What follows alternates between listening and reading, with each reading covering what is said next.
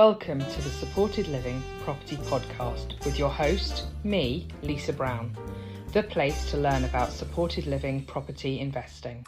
Hi, Jeremy and Lizzie. It's great to have you here today. Thank you for joining us. Lizzie, do you want to introduce yourself and tell us a little bit about you? Yep, so I'm Lizzie Hendon. I'm a senior public health specialist with the Bristol City Council Public Health and Communities team. I've worked in public health for about 16 years now, and I started my career on the front line in teenage pregnancy prevention, working with vulnerable girls and young women. And then from there progressed into public health and have worked across a number of different areas, including sexual health, drugs and alcohol, domestic abuse and sexual violence. And in the last year, I've also worked in the COVID-19 response, which meant I was pulled in to support drugs and alcohol business continuity services at the beginning of the pandemic. And more recently, I've become involved in the commissioning of domestic abuse and sexual violence services and some of the strategic work we're taking forward in the council on that. Fantastic, thank you. And Jeremy, do you want to tell us a little bit about you? Yeah, hi. So I'm Jeremy. My role is commissioning manager for homelessness and pathways accommodation at Bristol City Council. And I've been doing that role since October last year. And prior to that, I held a variety of roles within insurance, business process outsourcing, property and buildings management, and the third sector, which is where I really developed my passion around homelessness and supporting people who had experienced homelessness. I'm really passionate about providing accommodation with support that is psychologically and physically safe, person-centered, and really enables the best outcomes possible for people with complex needs who have experienced trauma and adversity in their lives. Fantastic. Now we're obviously here to talk about respite rooms, which is a trial, isn't it, that's going on in Bristol at the moment. Do you want to tell us a little bit about it? Because I know there's been some press coverage, but some people won't have heard about it at all. So shall I start with that one? Yeah. So Bristol's been granted £350,000 by the Ministry of Housing and Communities and Local Government and the MHCLG to pilot this 12-month trial, which means we can offer safe accommodation with intensive support to victims of domestic abuse and violence. And this money will allow us to work with partners to open a 12-bed respite rooms project to deliver several weeks of support. And over the year, we can hopefully work with up to 100 women who have high support needs, including those sleeping rough and those who've been in unsafe situations or with histories of domestic violence. Yeah, so this funding it's a really fantastic opportunity. It follows a successful bid, led by ourselves and Housing Options within the council and the public health colleagues. And we applied, that was June 2021, we applied, 11 out of 22 applicants were successful. And we really feel it demonstrates a strong working relationship between these two teams within the council and two established providers who are coming on board to deliver the service, coming with a whole wealth of experience. So it's really exciting opportunity for everyone. Because I think that's the issue, isn't it? Often with people, people assume that if you have a domestic abuse experience, that is your only experience, and it's not as narrow as that, is it? It's often a really diverse set of needs that you have around that. So that's what you're hoping to pull in lots of different partners to support people. Is that right, Lizzie? Yeah. Yeah, and I'll just say, I think because we had those strong partnerships in place, it was a very tight time frame with the bid coming in, a matter of weeks to pull together quite a comprehensive bid. But because we'd all been working so closely together around some of the COVID-19 work, we've also had the Domestic Abuse Act come in, which has had a statutory duty around accommodation support and lots of links between domestic abuse and housing there. And we have a really dynamic commissioner-provider relationship with our providers, which meant we were just able to hit the ground running with our bid and strongly evidenced the need of why we need to run respite rooms in Bristol. Fantastic, that's great. So what is it that you're hoping to achieve with it? I guess that's the big thing, isn't it?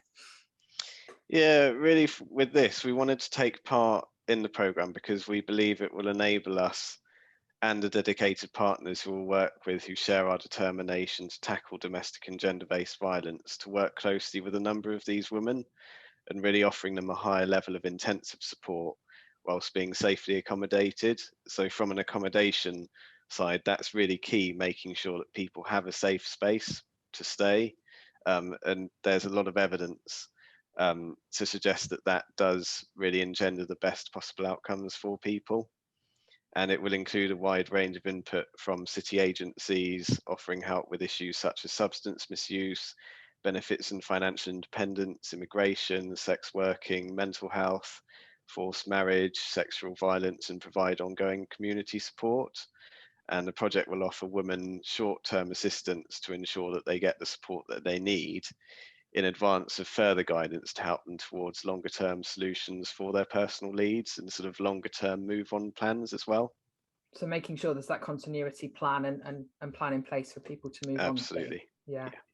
And so physically from a property perspective, you're talking about 12 women. Is this going to be sort of, if you've got the building earmarked already, I presume, if it's this quite short time scale? Yes, yes. What's the building? Is it individual rooms? Is it more like a hostel? Is it, you know, what's the actual property like, I guess, from a layout so point of view? it's individual rooms with shared facilities. So it's sort of, yeah, it's that kind of, everyone will have their own room but share some of the living spaces, you know, bathrooms, those kind of facilities. And then will you have on-site support sort of actually there as well on Yes.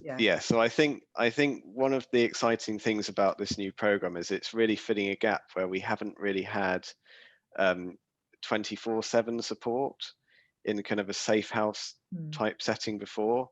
And so it's really great that we'll be able to have sleeping in support, 24/7 support around the clock, making sure that, you know, people's needs are addressed at all hours of the day and night, you know, as is needed.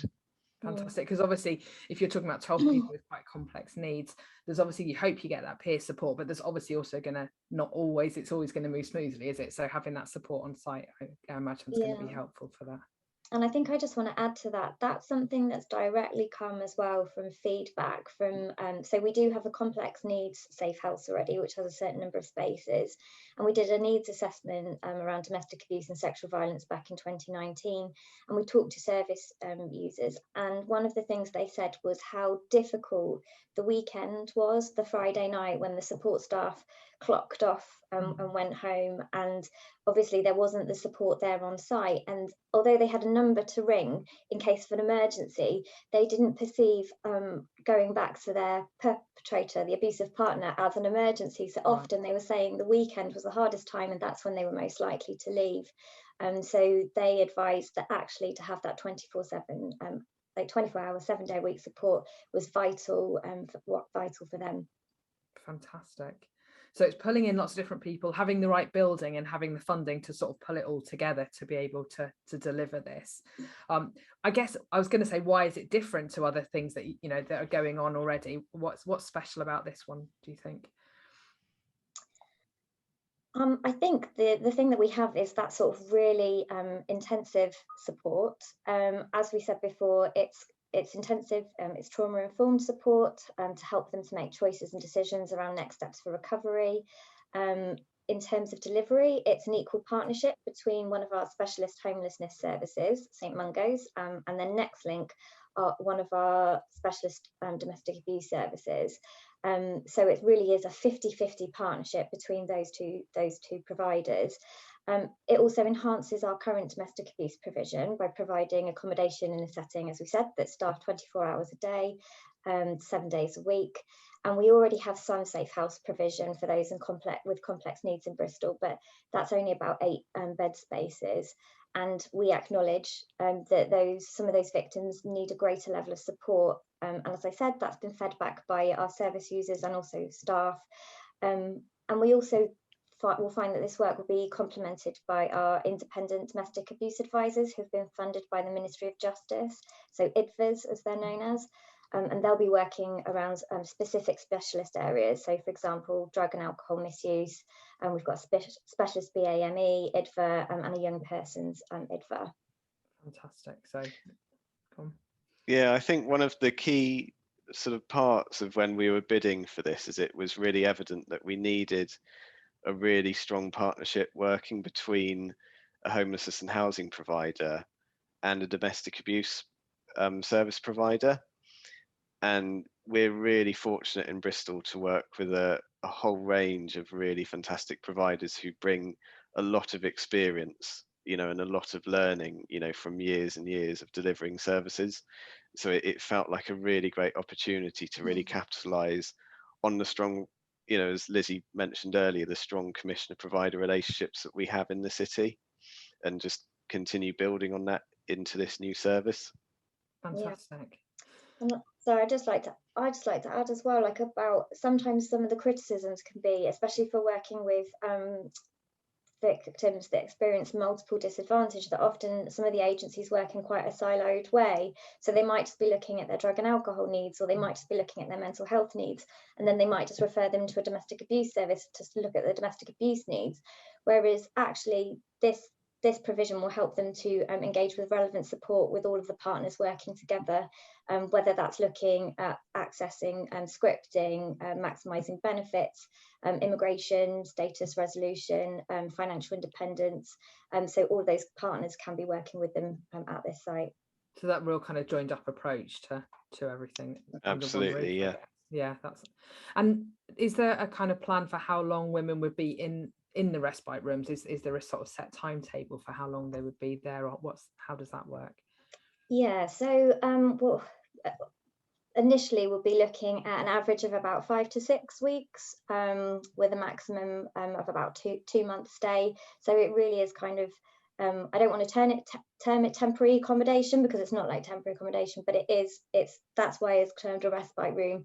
But in that time, that our services will be working with them to look at a planned move onto more suitable accommodation, whether that's our refuge spaces or other supported accommodation, or yeah, whatever is best suited to them. To move them on to something a bit more permanent, sort of thing, or yeah. And it's also of that key part of that safety planning as well, in terms of, you know, prioritising their own well-being and looking at how we can make sure there's a reduction in violence that they're experiencing. Mm-hmm.